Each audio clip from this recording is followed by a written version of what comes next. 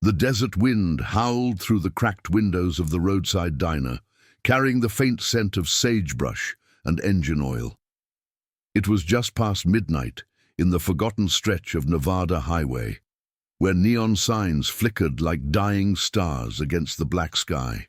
Inside, the air was thick with cigarette smoke and the low murmur of truckers nursing their coffees. But tonight, the diner's backlot had transformed into an impromptu stage for the annual town fair, a rickety wooden platform lit by strings of bare bulbs, where locals gathered to forget their troubles with cheap beer and louder music.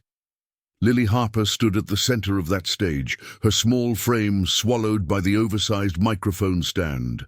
At 16, she was a wisp of a girl with sun-bleached hair tied back in a simple ponytail, her blue eyes wide and unblinking, fixed on some invisible point beyond the crowd. She couldn't hear the jeers starting to ripple through the audience, the cruel laughs from the cluster of teenagers at the front, the ones who'd been whispering about her all week. "Deaf girl thinks she can sing. This'll be a joke."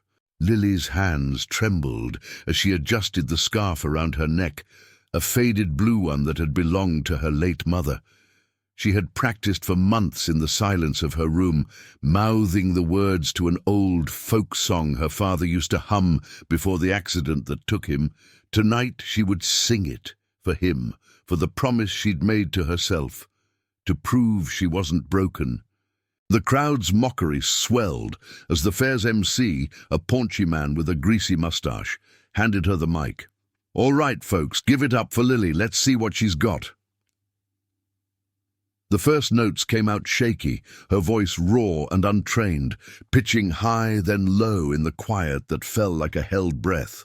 But it wasn't the off-key melody that ignited the fury, it was the sheer audacity. A deaf girl daring to sing. The teenagers surged forward, one of them, a lanky boy with a sneer, shouting something that made the others howl. He grabbed a half-empty beer bottle from the ground and hurled it toward the stage. It shattered against the wood near her feet, foam spraying like shrapnel. Lily flinched, her song faltering, but she didn't stop.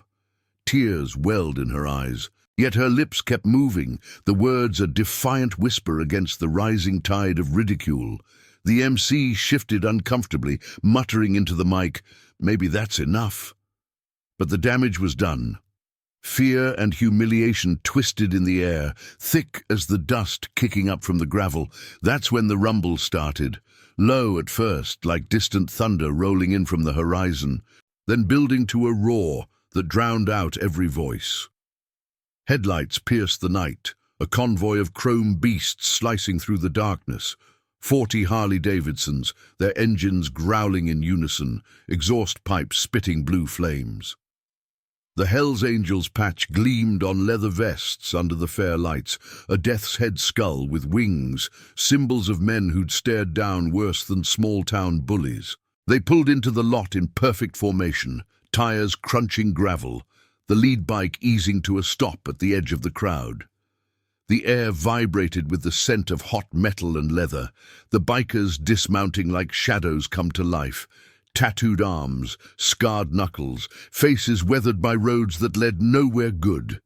At the front was Ethan "Ghost" Malone, the club's sergeant-at-arms, a man in his late 40s whose grey-streaked beard hid the jagged scar running from his jaw to his collarbone.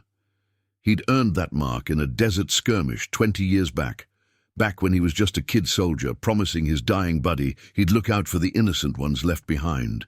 Ethan had buried that oath deep, letting the highway and the Brotherhood bury it deeper.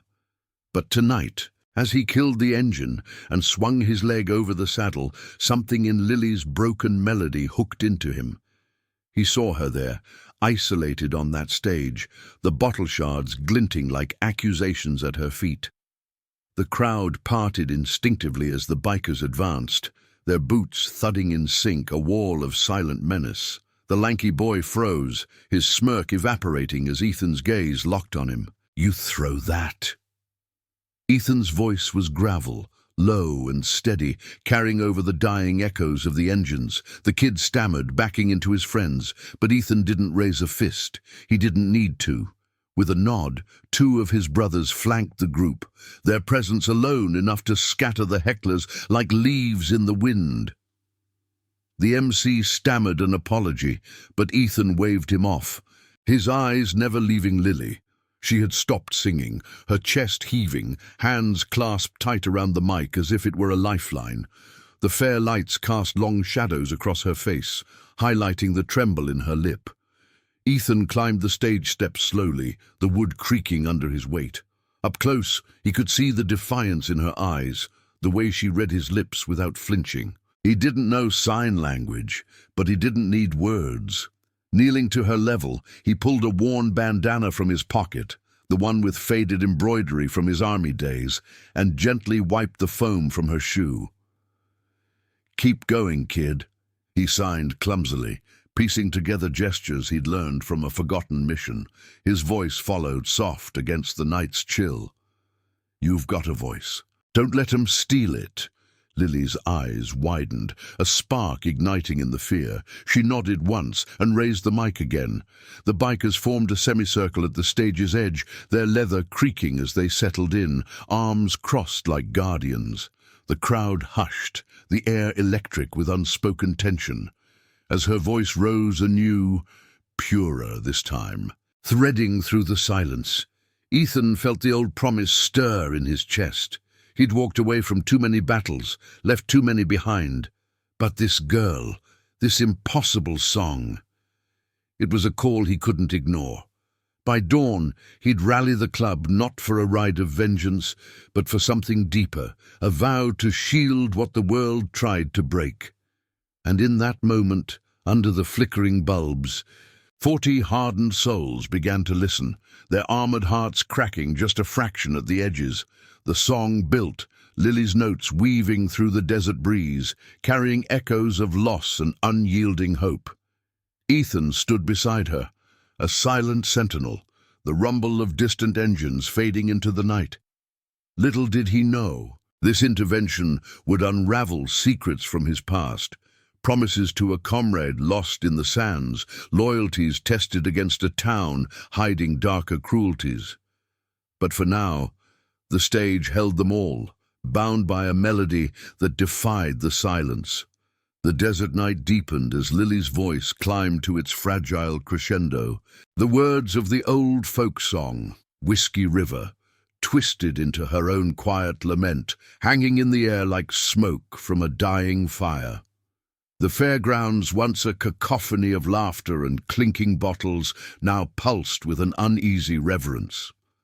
The bikers stood unmoving, their silhouettes etched against the glow of the string lights, leather vests catching the flicker like armor under siege. Ethan's hand rested lightly on the mic stand, a steady anchor for the girl whose notes trembled but never broke. When the final verse faded, the silence that followed wasn't mocking. It was profound, broken only by the soft patter of applause from the edges of the crowd. Truckers tipping hats, mothers clutching children closer. Lily lowered the microphone, her breath coming in shallow waves, eyes scanning the faces below. She couldn't hear the shift in the air, the way the hecklers had slunk into the shadows, tails between their legs. But she felt it, the weight lifting, if only for a moment. Ethan stepped back, giving her space, his scarred fingers flexing at his sides. He'd seen enough raw courage in foxholes and back-alley brawls to recognize it here, in this slip of a girl who'd stared down cruelty with nothing but a melody. One of the bikers, a burly veteran named Marcus with a faded eagle tattoo across his forearm, let out a low whistle, the sound cutting through like a signal flare. "Damn, kid, that was something." His words were for her, but his eyes flicked to Ethan, a silent question. What now?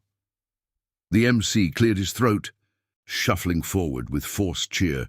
"Well, folks, that was unexpected. Lily Harper, everybody." Scattered claps rippled out, but the energy had changed. The fair's festive hum replaced by whispers that buzzed like cicadas. Ethan caught snippets. "Who are those guys? Hell's Angels here?" as he helped Lily down the creaky steps. Her hand was cool in his calloused palm, trusting in a way that twisted something deep in his gut. He hadn't signed for years, not since that dusty outpost in the Middle East where he'd promised a young interpreter he'd get her family out. Promises like that had a way of echoing, turning into ghosts that rode shotgun on long hauls.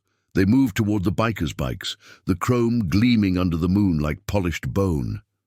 Lily paused, turning to face the group, her lips forming careful words. "Thank you." She pointed to her ear, then shook her head, a small smile breaking through the residue of fear. Ethan nodded, pulling out a notepad from his vest pocket, an old habit from club runs, where words got lost in the wind. He scribbled quickly, "You were brave up there. What's your story?" She read it, her fingers tracing the ink, then took the pen. "Lost my dad last year. Car crash. He loved that song, wanted me to sing it for the world." The simplicity hit like a punch, raw and unfiltered.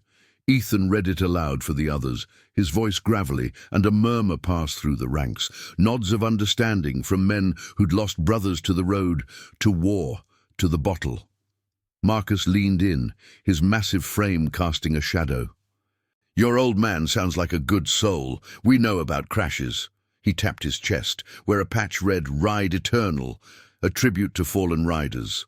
The group tightened, forming a loose circle around her, engines ticking as they cooled, the scent of exhaust mingling with the fair's greasy fry smells.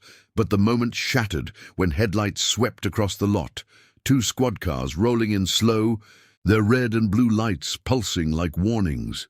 The town's sheriff, Harlan Tate, a wiry man with a mustache that hid his perpetual scowl, stepped out first, hand hovering near his holster. He'd been nursing a grudge against outsiders since the club last passed through 5 years back, a dust-up over a bar fight that ended with no charges, but plenty of bad blood. "What's all this?"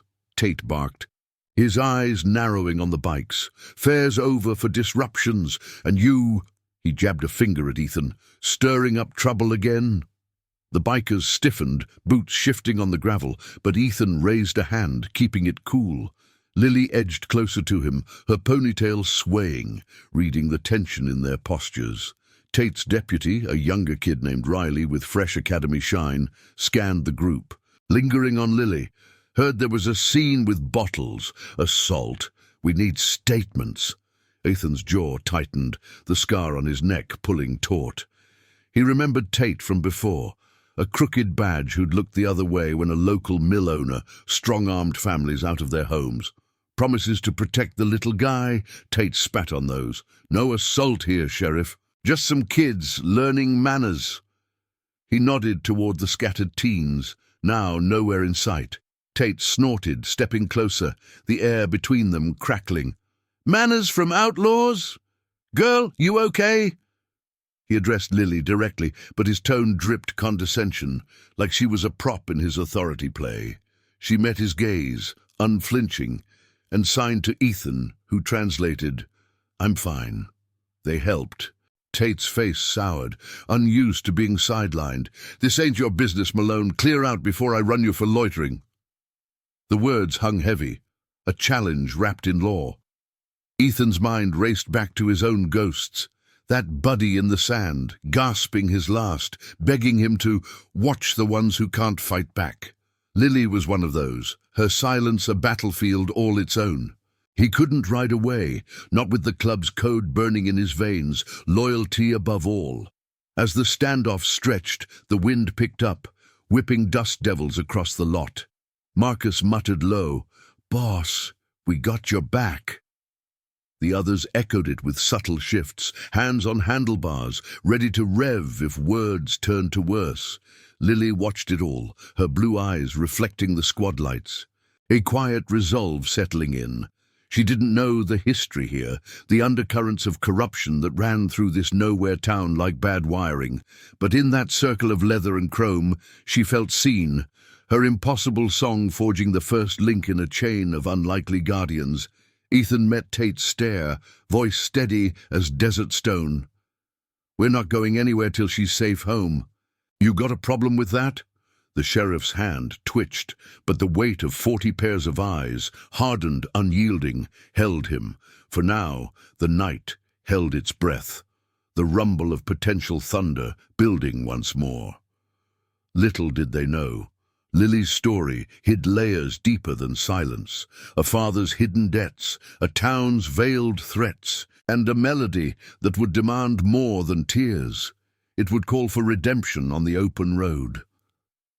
The standoff lingered like the acrid bite of cooling exhaust in the desert air, the squad car's lights painting erratic stripes across the bikers' faces. Sheriff Tate's mustache twitched under the scrutiny, his fingers drumming against his belt as if weighing the odds of 40 against 2. Ethan's stance was unyielding, boots planted wide on the gravel, the faint glow from the fair's dying bulbs casting his shadow long and jagged. Lily stood just behind him, her small hand brushing the edge of his vest, reading the tension in the rigid lines of his shoulders. She couldn't hear the low growls from the Hell's Angels ranks, but the vibration hummed through the ground, a collective pulse of restrained fury. Tate's eyes flicked to the notepad still clutched in Lily's fingers, the scribbled words a silent testament to the night's turn. Safe home, huh? Girl's got folks in town. No need for your vigilante parade. His voice carried a forced casualness, but the deputy, Riley, shifted uneasily, his hand mirroring the sheriff's near his holster. Ethan caught the glance, young, green, probably fresh off some academy playbook that painted clubs like his as the devil's own. Her folks ain't here, Sheriff, and from what I saw, the town's not exactly rolling out the welcome mat. He nodded toward the stage, where shards of glass still caught the light like forgotten stars. A murmur rippled through the bikers, Marcus crossing his arms with a creak of leather, his eagle tattoo flexing like it might take flight. Tate's scowl deepened, the wind tugging at his hat brim. "You don't know squat about this place, Malone. Ride on before I find a reason." But the words lacked bite. The weight of the convoy pressed in, engines ticking like impatient heartbeats. Lily stepped forward then, her ponytail swaying, and tugged Ethan's sleeve. She signed quickly, fingers dancing in the lamplight. "Home, please." Ethan translated for the group, his voice a low rumble that carried authority without volume. "She wants to go home. We're seeing her there. End of story." Tate hesitated, the red-blue pulse reflecting in his narrowed eyes. He spat to the side, gravel crunching under his boot as he backed toward his cruiser. "Fine, but this ain't over. Disruptions like this, I'll have warrants by morning."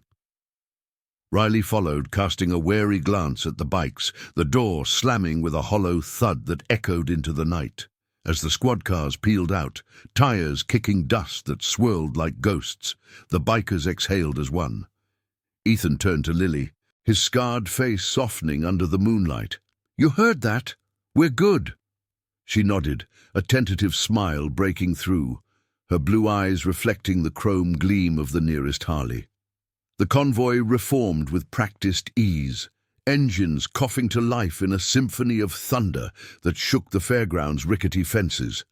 Lily climbed onto the back of Ethan's bike, her arms wrapping tentatively around his waist, the faded blue scarf fluttering like a flag of truce.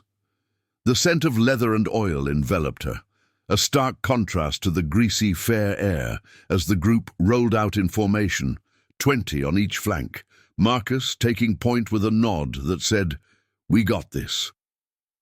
The highway stretched ahead, a black ribbon under a canopy of indifferent stars, sagebrush whispering secrets to the wind. Ethan throttled gently, mindful of her grip, the vibration thrumming through them both like a shared heartbeat. They rode in silence for miles, the diner's neon fading in the rear view, replaced by the endless flat of Nevada scrub. Lily's home was a weathered trailer on the town's outskirts, its tin roof patched with mismatched sheets, porch light flickering like a weary beacon. As they pulled up, dogs barked in the distance, their yips swallowed by the engine's growl. The place looked lived in, but lonely. curtains drawn tight. A single truck rusted in the drive, its hood propped open like an unanswered question. Lily dismounted, signing, "Thank you." Again, her hands more fluid now, less shadowed by fear. Ethan killed the engine, the sudden quiet amplifying the night's subtle chorus. Crickets, distant coyote howls, the soft sigh of wind through chain-link fences. The bikers fanned out, forming a loose perimeter, their presence a shield against whatever lurked in the dark. Marcus approached first, pulling a thermos from his saddlebag, black coffee, strong as tar. "For the road," he said, but his eyes scanned the shadows. Lily led them inside, the door creaking on hinges that begged for oil. The interior was a snapshot of quiet struggle. Faded photos on the walls, a mother's scarf draped over a chair, sheet music scattered on a formica table like fallen leaves. She poured water from a chipped pitcher, offering it with a gesture that needed no words. Ethan accepted, his calloused fingers brushing hers. And that's when he saw it. A stack of envelopes on the counter, edges frayed, stamped with red ink. Final notice. Debts. Her father's crash hadn't just taken him, it had left chains. Lily caught his gaze, her expression clouding. She scribbled on fresh paper, "Dad owed money, bad people. They come at night, said if I don't pay." The sentence trailed, but the implication hung heavy, thicker than the coffee's steam. Ethan read it aloud to Marcus, who cursed under his breath, fist clenching around his mug. "Those bad people, they the ones throwing bottles? Or worse?" Marcus's voice was a growl, the eagle on his arm seeming to sharpen. Lily shook her head, signing, "Town folks, mill owner. Dad worked there. Crash wasn't accident." The words landed like stones in still water, ripples spreading through the group as more bikers crowded the doorway, their bulk filling the space with unspoken solidarity. Ethan leaned against the counter, the scar on his neck itching like a memory resurfacing. 20 years ago, in that sun-baked hellhole, his buddy Jake had gasped the same plea, "Watch the innocence, Ghost. Debts like these, they bury families." He'd failed then.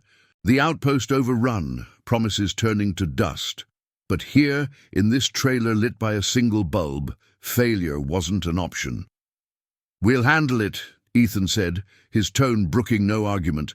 He tore a page from the notepad, writing, "You're not alone now. Club's word." Lily read it, tears welling, not of fear but release. She nodded, folding the paper like a talisman. Outside, the engines revved softly, a low chorus signaling readiness.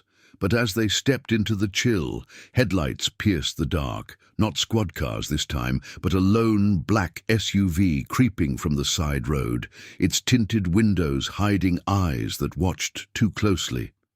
The mill owners' enforcers? The air thickened with suspicion, the wind carrying a faint whiff of cigar smoke on the breeze. Ethan's hand went to his belt, instinct from roads bloodier than this, but he held back, signaling the brothers to stand firm. Lily froze on the porch, her hand signing them urgently. The SUV idled, then peeled away into the night, taillights fading like embers. Marcus spat into the dust. "Rats in the walls! We smoke 'em out tomorrow!" The group mounted up, Lily waving from the light's edge, her silhouette small but unbroken. As they rode back toward the highway, the desert vast and unforgiving, Ethan felt the old oath ignite fully, a promise not just to Jake, but to this girl whose silence spoke volumes. The town's corruption ran deep, veins of greed twisting through its heart, but 40 riders strong, they'd carve a path to justice. Tears would come later, not from weakness, but from the raw truth of redemption earned on open roads. The night whispered warnings, but the rumble answered louder, carrying them toward dawn's inevitable confrontation. The first light of dawn crept over the Nevada horizon like a hesitant intruder, painting the desert in strokes of pale gold and lingering shadow. Ethan's convoy cut through the scrubland, The Harley's engines a subdued growl now, conserving fuel for the day ahead. The air was crisp, carrying the sharp tang of creosote bushes awakening under the sun's reluctant gaze. He'd left two brothers, Marcus and a wiry scout named Tyler, at Lily's trailer, their bikes hidden in the overgrown lot, eyes peeled for that black SUV or any other shadow that dared slink too close. The rest rode in tight formation, leather creaking with each bump, the weight of last night's revelations settling like dust on their vests. Ethan's mind replayed the trailer's dim interior, the stack of red-inked envelopes, Lily's signed words hanging in the air like unspoken accusations. Her father's crash, a single-vehicle wreck on a rain-slicked back road, official report calling it driver error. But the girl's eyes had told a different story, fierce and unyielding, fingers spelling out sabotage with a precision that cut deeper than any blade. The mill owner, Harlan Voss, same last name as the sheriff, though no blood tie admitted, had fingers in every pie this side of the state line. Whispers from past rides painted him as a kingpin of quiet extortion, squeezing workers dry, burying accidents under payoffs, all while the badge looked the other way. Ethan's scar throbbed at the thought, a phantom echo of his own buried failures. They pulled into the club's makeshift camp on the highway's edge, a cluster of tents and tarps staked against a rocky outcrop, where the 40 riders gathered like wolves after a long hunt. The scent of brewing coffee mingled with the metallic bite of gun oil as members cleaned their pieces, a ritual born of roads where trust was earned in lead and loyalty. Ethan dismounted, his boots kicking up fine silt that danced in the morning breeze. The group's president, a grizzled veteran called Iron Jack, with a face like weathered granite, waited by the central fire pit, arms crossed over a chest broad as a barrel. "Report," he rumbled, his voice a low thunder that pulled the others in close. Ethan recounted it all. The song, the bottle, the standoff, the debts. He pulled the crumpled note from his pocket, Lily's handwriting neat and looping. Dad fixed machines at the mill. Voss fired him week before, said he knew too much about shortcuts, unsafe loads. Jack's eyes narrowed, the fire's embers reflecting in them like smouldering coals. Voss again, man's poison. Last time we crossed paths, he had deputies plant evidence on one of ours. We rode clean, but it cost us a brother in lockup. Murmurs rippled through the circle, nods from men who'd patched wounds from similar scraps. Tyler's voice cut in from the back, gravelly with fatigue. "Girl's tough, signed like she's been fighting shadows her whole life. But that SUV? Tinted plates. They know we're here." The camp stirred, the air thickening with purpose. Ethan felt the old promise coiled tighter in his chest. Jake's dying breath in that foreign dust. Protect the ones who can't roar back. He'd failed then, the outpost screams fading behind him as he rode out alone, guilt a passenger ever since. Lily's silence was her roar, raw and piercing, demanding he step up. "We don't storm in guns blazing," he said, meeting Jack's gaze. "Club code, just as clean or not at all. We dig first, talk to folks Voss squeezed, find proof the crash was rigged. Then we ride for her." Jack pondered, rubbing his salt and pepper beard, the wind tugging at the edges. Risky. Tate's in Voss's pocket. One wrong move. We're all penned. But his nod came firm, the weight of brotherhood sealing it. "Your lid on this ghost. Rally who you need." The group dispersed with quiet efficiency, some to scout the mill's perimeter, others to phone old contacts in Reno for dirt on Voss's dealings. Ethan claimed a spot by the fire, pulling out a battered road map, tracing routes that snaked toward the town's underbelly. The sun climbed higher, baking the earth, mirages shimmering on the asphalt like false hopes. By midday, the first threads unraveled. A prospect named Logan, young with a fresh shave and eager eyes, returned from a diner run, sliding into the circle with a grease-stained napkin. Overheard truckers. Voss's crew tampered with rigs last year. One flipped, Driver walked away, but Voss paid him to shut up. Harper's old man. He was whistleblowing on faulty brakes, loads overloaded for profit. Ethan's fist clenched around his coffee mug, the ceramic hot against his palm. It fit, the crash site a blind curve, no witnesses, report filed by Tate himself. Lily's song echoed in his head, that impossible melody bridging her silence to their roar. But doubt gnawed at the edges, a psychological vice tightening. What if riding in painted a target on her back? Ethan had seen it before, good intentions twisting into tragedy, families shattered under the boot of the powerful. He signed the air absent-mindedly, practicing gestures for when he saw her next. "We're family now. Hold on." The club was that. Chosen, forged in fire and chrome, loyal beyond blood. Jack clapped his shoulder, the impact solid as an oath. "Ghosts don't haunt if you face 'em. We ride for redemption, not revenge." As the sun dipped toward afternoon, a dust cloud heralded Marcus and Tyler's return. Bikes leaning hard into the turn. They pulled up sharp, faces grim under helmet visors. "Trouble at the trailer," Marcus barked, dismounting with a thud. Voss's goons showed, 3 of them, rough types, tried the door, flashing papers like they owned the place. Lily held them off with a shotgun from the porch, but they left a message: pay up by sundown, or the girl sings her last. Tyler nodded, wiping sweat from his brow. "She signed to us after. They're coming back. For me." Rage flickered through the camp, a spark ready to ignite. Ethan stood, the map crumpling in his grip. The desert wind howled approval, carrying the faint, distant rumble of approaching engines, perhaps allies, perhaps foes. The moral lines blurred, justice demanding action in a world that bent rules for the greedy. But in Ethan's core, the promise held, no one broke alone, not on his watch. The riders mounted, a phalanx of resolve, chrome flashing like drawn steel.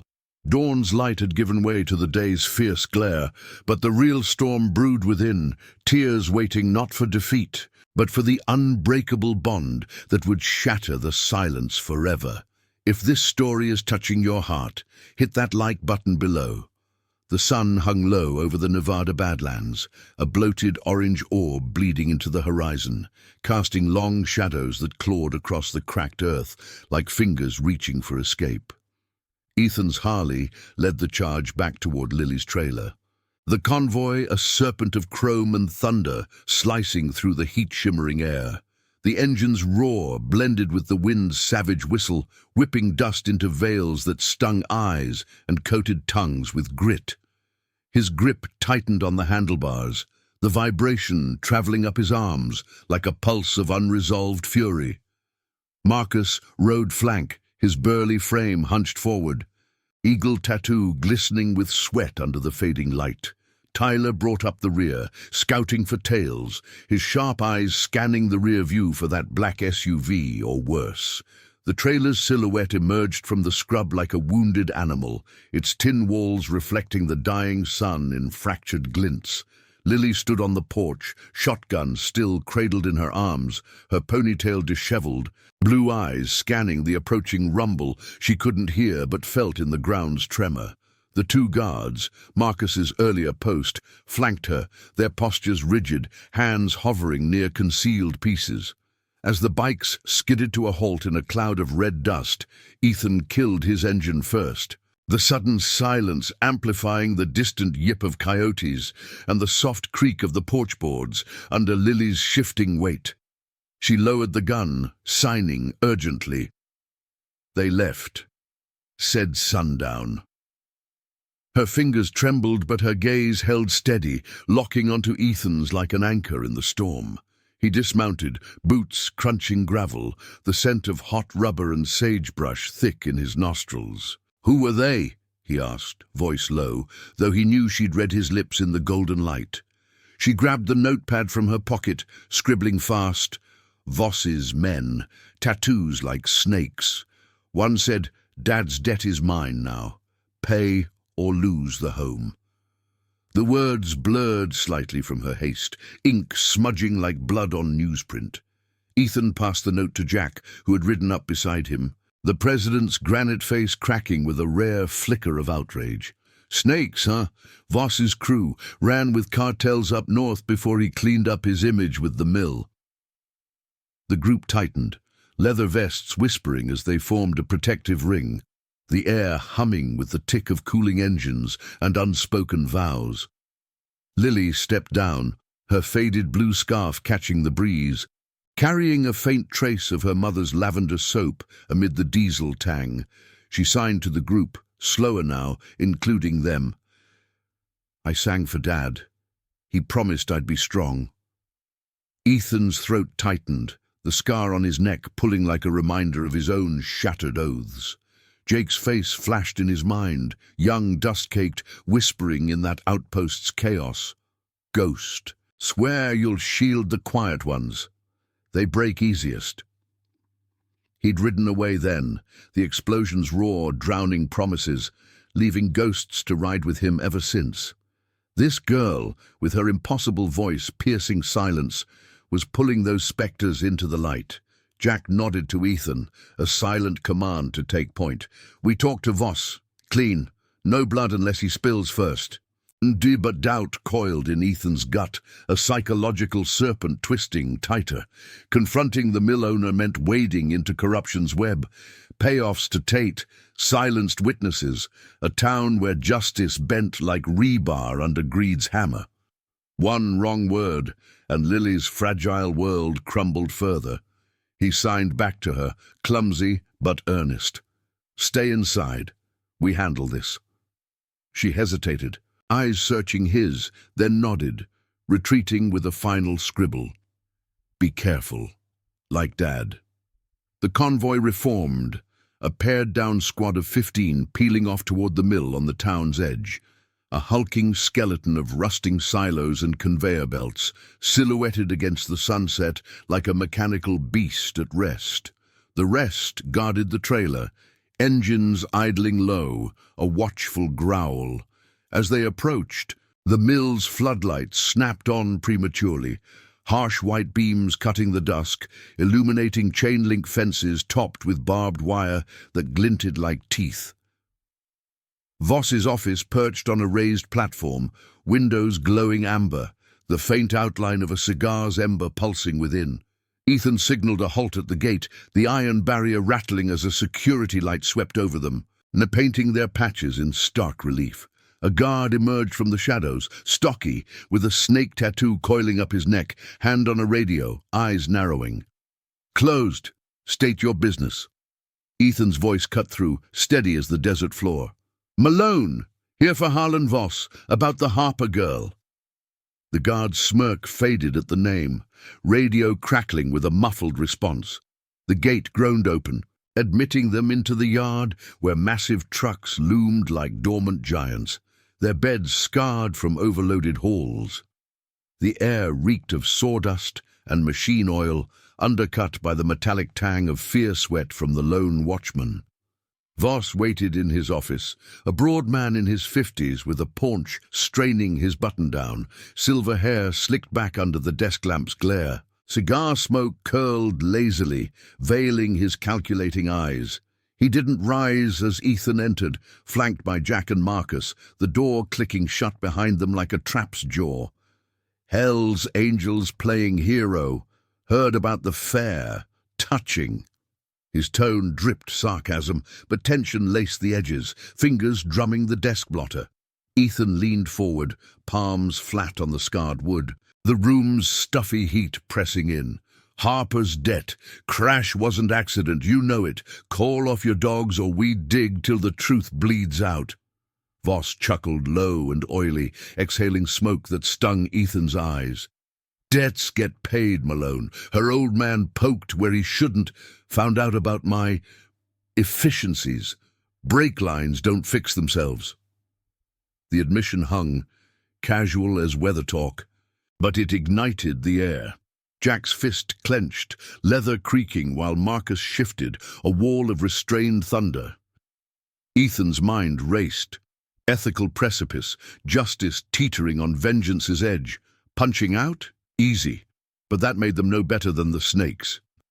You rigged it. For profit. Girls paying your sins. Voss's eyes hardened, cigar ash flaking like fallen lies. Prove it.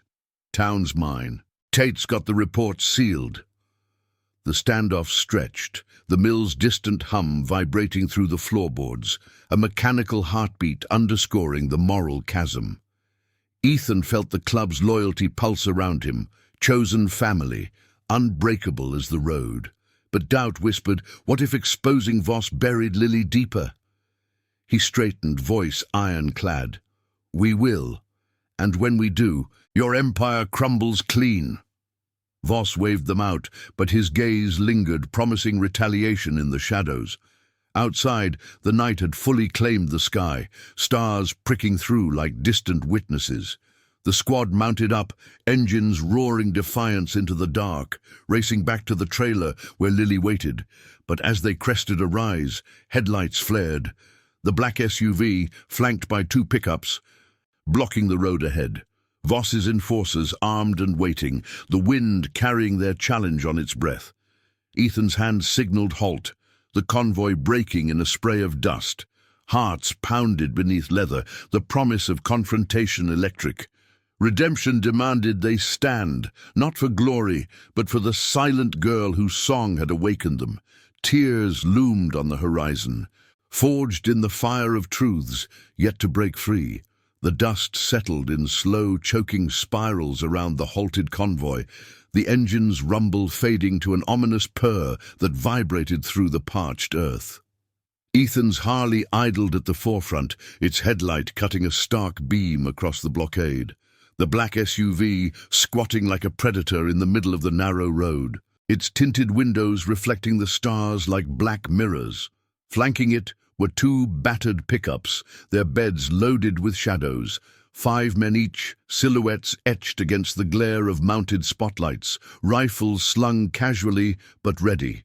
The wind whipped through the sagebrush, carrying the sharp bite of gunmetal and cheap cologne, a prelude to the violence Voss had unleashed. Ethan killed his engine, the silence crashing down like a judge's gavel, broken only by the distant howl of a coyote echoing their isolation. Jack dismounted beside him, his broad frame unfolding with deliberate calm, the president's patch on his vest catching the faint moonlight.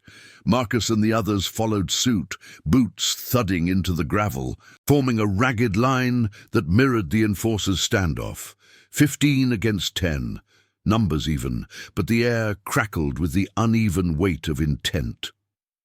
One of the pickup drivers stepped forward, a hulking figure with a snake tattoo slithering from his collar to his jaw, the same mark Lily had described. He spat into the dust, rifle cradled like an old friend.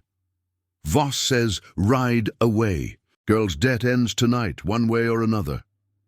His voice was a drawl, laced with menace, eyes gleaming with the false bravado of men who picked on the silenced. Ethan's scar pulled tight as he swung off his bike, the leather of his gloves creaking as he flexed his fingers. No guns drawn yet. Club code held them to that line, justice through truth, not lead. But the psychological vice clamped harder, visions of Jake's final gasp flashing. Don't let 'em bury the quiet one's ghost. Lily waited back at the trailer, her impossible song a beacon pulling him forward. Tell Voss his game's up, Ethan said, voice steady as the horizon, carrying over the wind. Hoppers crash? We know. Brake lines cut, loads faked for profit, towns waking to it. The snake-tattooed man laughed, low and mocking, but his stance shifted, a flicker of unease in the way his grip tightened. The enforcers advanced a step, spotlights sweeping like searchlights over a battlefield, blinding flecks of dust dancing in the beams. Marcus growled low, his eagle tattoo seeming to stir under the light, but Jack's raised hand kept the line steady. We got witnesses, truckers talking, your boss's efficiencies, their felonies waiting to spill. The words hung, a moral gauntlet thrown into the dirt. The leader's smirk faltered, radio crackling at his belt with Voss's clipped voice. End it quick. That was the spark. The pickup's doors flew open, men spilling out with shouts that cut the night, rifles rising in a wave of shadowed intent. Ethan moved first, not with a charge but a sidestep. Pulling a flare from his vest pocket, a remnant from desert runs, bright as judgment. He struck it against his boot, the hiss igniting a crimson glow that arced high, bursting over the road like a signal fire. The enforcers hesitated, the sudden light exposing them. Faces twisted in the red haze, one clutching a phone mid-call, another fumbling his aim. "Back off!" Ethan roared, the flares crackle underscoring his words. "This goes hot. Voss goes down harder. Cops from Reno en route. Badges clean for once." It was a bluff laced with truth.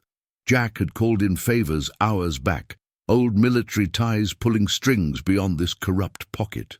The psychological fracture spread, the snake man's eyes darted, the wind carrying whispers of doubt among his crew. One dropped his rifle, hands up, the clatter echoing like surrender. "Ain't worth prison for him," he muttered, backing toward the SUV. Chaos rippled. Two more followed, pickups revving erratically as the blockade cracked. Shots rang out, wild, panicked from the holdouts, bullets whining into the scrub, kicking up dirt near Marcus's feet. The bikers ducked low, but Ethan stood firm, flare raised like a torch of defiance. "Enough!" His voice boomed, raw with the weight of promises unbroken. The gunfire stuttered to silence, the remaining enforcers piling into vehicles that peeled away in a frenzy of gravel and taillights, leaving the road clear under the flare's dying glow.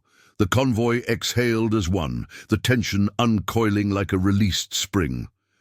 Jack clapped Ethan's shoulder, his granite face splitting in a rare grin. "Clean work, Ghost. Voss'll fold now. Truth's a harder hit than lead." They mounted up, engines thundering back to life, the ride to the trailer a victory lap through the cooling night.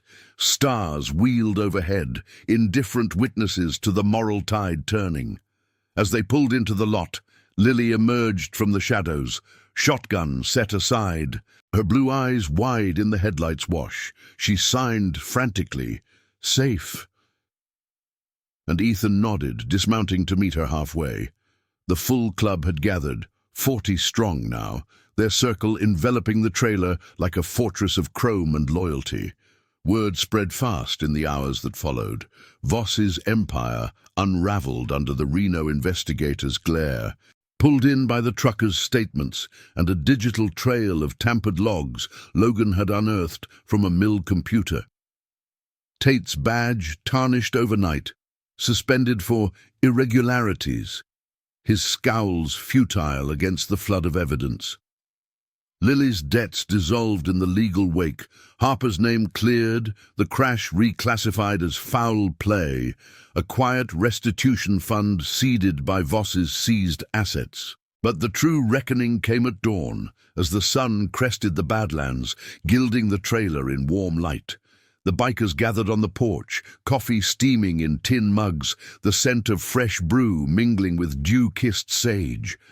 Lily stood at the center, notepad in hand, but this time she didn't write. She opened her mouth, voice tentative yet pure, launching into that folk song once more, Whiskey River, reborn in the morning's hush. The notes rose, fragile threads weaving through the air. Her silence shattered, not by force, but choice. Ethan watched, the old ghosts stirring, Jake's plea fulfilled in this melody that bridged worlds. One by one, the hardened riders broke, Marcus wiping his eyes with a massive paw, Jack's shoulders shaking, tears carving clean paths through road dust on weathered cheeks. 40 souls armored in leather wept openly, not for loss, but for redemption's quiet fire, the power of a promise kept. Ethan knelt beside her as the song faded, signing with newfound grace. "You did it. We're family." Lily's smile bloomed, tears mirroring theirs, the faded blue scarf fluttering in the breeze like a banner of hope. The desert stretched vast around them, but in that circle the world felt whole. Justice moral, loyalties eternal, a chosen kin forged in silence and song. The road ahead promised more rides, more battles, but this victory lingered, a legacy of honor etched in tears that watered the soul. If this tale of unbreakable promises has stirred something in you, thank you for riding along. Hit that subscribe button and join us for more stories of redemption on the horizon. We'll see you on the next chapter of The Open Road.